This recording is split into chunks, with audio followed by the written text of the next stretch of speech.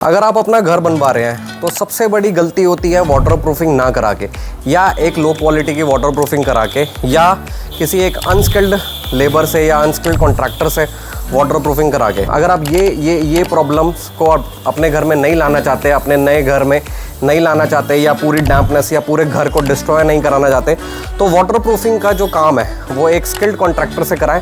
और किन बातों का ध्यान रखना चाहिए और किन किन स्पेसेस में हमें वाटरप्रूफिंग का इस्तेमाल करना चाहिए, आइए देखते हैं। तो सबसे पहला पॉइंट है हमारा टेरेस। टेरेस पे वाटरप्रूफिंग ज़रूरी है और सबसे हाई क्वालिटी लेवल की वाटरप्रूफिंग ज़रूरी है।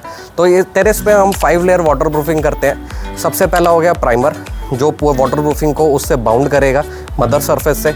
सेकेंड हो गया हमारा मैश के साथ में वाटरप्रूफिंग कंपाउंड, तो उसकी लगती हैं 2 लेयर। उसके बाद हो गया हमारा EMB, तो इलास्टोमेरिक मेम्ब्रेन प्रोटेक्शन।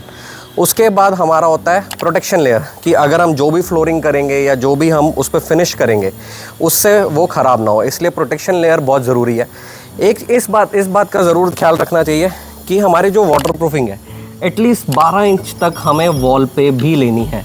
तो आप देख रहे हैं कि यहाँ पे प्लास्टर बाद में हुआ है और ये जो वाटरप्रूफिंग है ये 12 इंच तक हुई है, जिससे कि जो हमारे एजेस हैं, जो हमारे स्कर्टिंग से आने वाला पानी है, वो हमारा नीचे जाने से रुकता है। सो नेक्स्ट है टेरेस पे अगर हम टैंक का प्लेटफॉर्म बना रहे हैं, तो टैंक का प्लेटफॉर्म बनाने के बाद भी वाटरप्रूफिंग बहुत ज़रूरी है।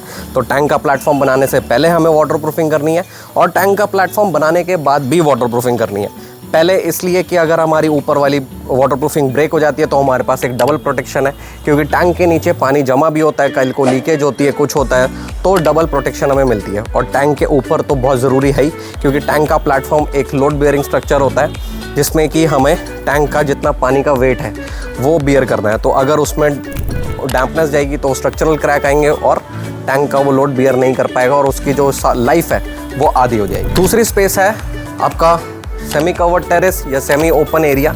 इसमें भी वाटरप्रूफिंग बहुत ज़्यादा ज़रूरी है, चाहे आपका ऊपर से कवर्ड हो और पार्ट में जो है रेनफॉल हो। तो जैसे ही आप देख रहे हैं यहाँ पे हमारा टेम्परेरी कवर होगा, यहाँ पे कुछ परगोलास है, लेकिन यहाँ पे भी हमने वाटरप्रूफिंग कराई है। और वाटरप्रूफिंग के साथ साथ जब हमारे पाइप किसी भी स्लैब को पंचर करते हैं, वो इस तरीके से फिल होने चाहिए। ये फिलिंग कंपाउंड क्या है? ये है फॉसरॉक का GP2, जिससे कि एक्सटेंशंस जो हैं वो हमारी जो कॉन्ट्रैक्शन और एक्सपेंशन के जो क्रैक्स हैं वो बंद करता है। और उसके ऊपर भी वाटरप्रूफिंग आपने देखा है पाइप के ऊपर तक है। तो ये बहुत ज़रूरी ध्यान में रखना चाहिए कि वाटरप्रूफिंग हमारी जितने भी जॉइंट्स हैं उसको सील करे और उससे पहले एक नॉन एक्सपेंशन ग्राउट से उसको फिल करा सके। तो फॉसरॉक GP2 एक माइक्रो कंक्रीट है, जिसमें कि जो हमारी एंटी क्रैकिंग प्रॉपर्टीज़ हैं तो वो यूज़ करिए। तीसरा है हमारे बैल्कनी। लोग सोचते हैं बैल्कनी में वाटरप्रूफिंग क्यों करानी है, इतना कोई पानी थोड़ी ना जाएगा या सीपेज थोड़ी ना जाएगी। तो जब भी हम वाटरप्रूफिंग नहीं कराते बैल्कनी में, तो हमारा जो ये वॉल है इसके पीछे की तरफ हमें डैम्पनेस देखने को मिलती है। चाहे हम कोई भी फिनिश कर दें, टाइल कर दें या जो भी, डैम्पनेस आती ही आती है। तो यहाँ पे भी आपने देखा होगा हमने ऊपर तक वाटरप्रूफिंग कराई है और प्लास्टर इसके बाद होगा।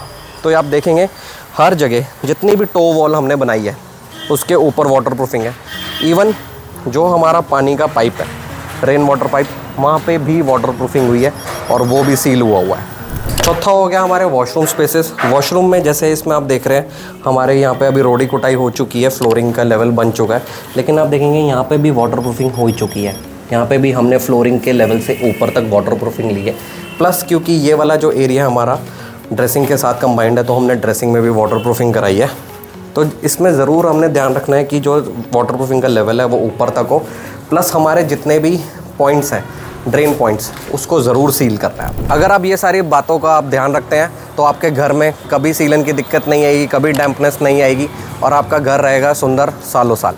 तो अगर आप इसी तरीके के पॉइंट्स को और आगे भी सुनना चाहते हैं और कुछ नए पॉइंट्स जो कंसीडर करने वाले हैं न्यू कंस्ट्रक्शन में आप देखना चाहते हैं, तो प्लीज़ इस चैनल को सब्सक्राइब करिए, लाइक करिए अमर्त्य डिज़ाइन कोच।